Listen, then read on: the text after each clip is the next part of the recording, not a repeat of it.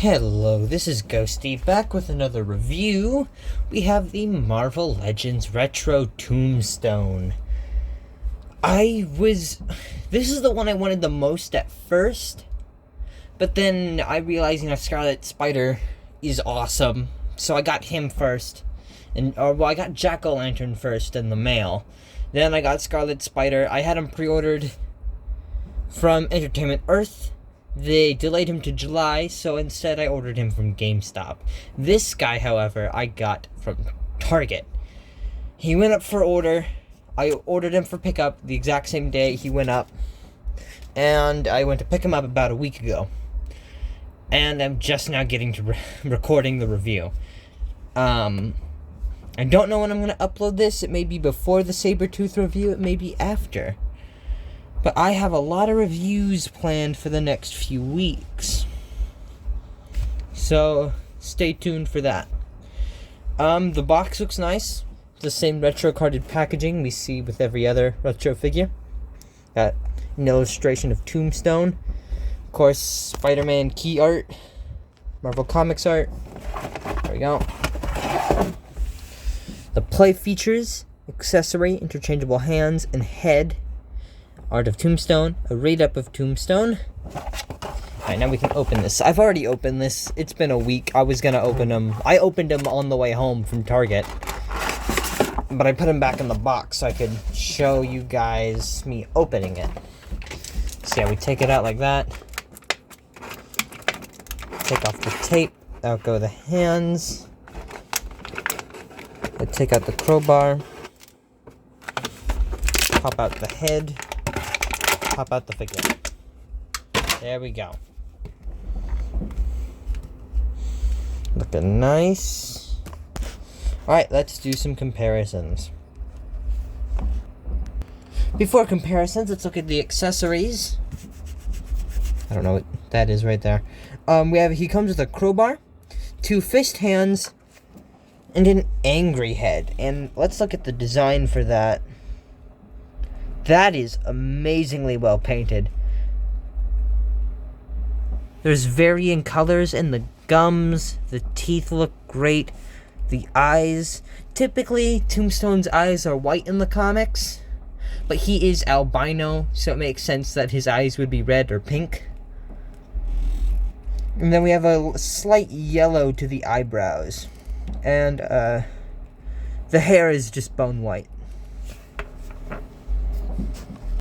Okay, now here is the new Tombstone next to the old Tombstone. And the new one is slightly taller just by a little bit. This one is sort of a unique sculpt, which is nice. The heads are different, and they're on completely different joints. Let's take a look. Alright. So yeah. This art is more...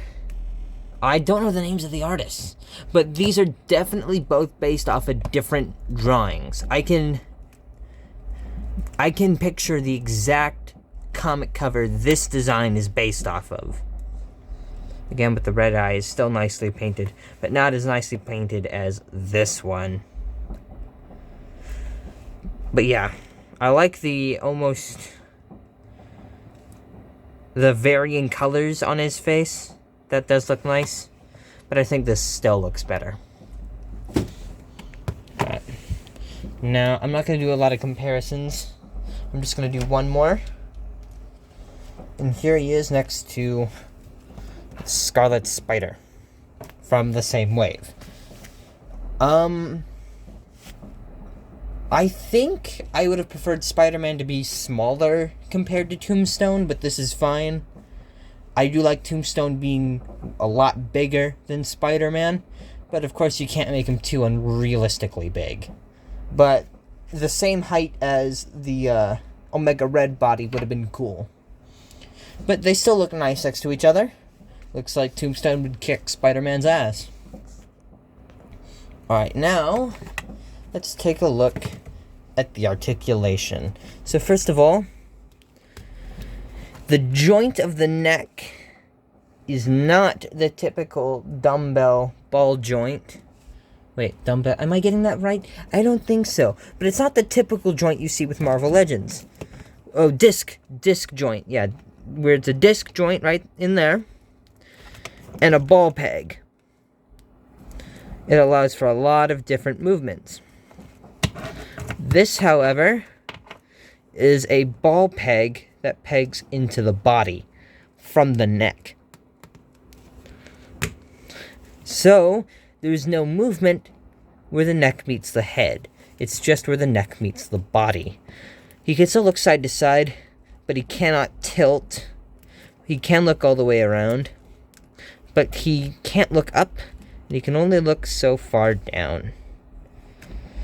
Very disappointing. I don't know why they made this confusing decision, but whatever, it's just something we're going to have to live with until the next Tombstone figure where they fix this issue. But I really don't know why they chose to do this. It's very, very confusing. Alright, so his arm can go this far up. Not perfect 90 degrees, but close. Of course, spins right here at the bicep. Double jointed pinless elbows. This is a completely new body mold, so it is all pinless. Hand can spin around and hinge. There is swivel at the waist, and I think a diaphragm joint, because it can go this far forward and a little bit back. His legs can kick this far forward, despite the coat. That is nice. Double jointed knees with a lot of range. He can kick all the way back. Do the legs go back at all? Yes, they do. More than most. Let's see. Yeah, we don't have a boot cut, but we have an ankle cut. Typical for figures with pants like this. And limited range in the hinge in the foot. And then, of course, ankle pivot. That is stopped by the pant leg. So, decent articulation. A little less than the typical Marvel Legend, which is a bit disappointing. But then again, you don't usually see Tombstone get into a lot of complicated poses.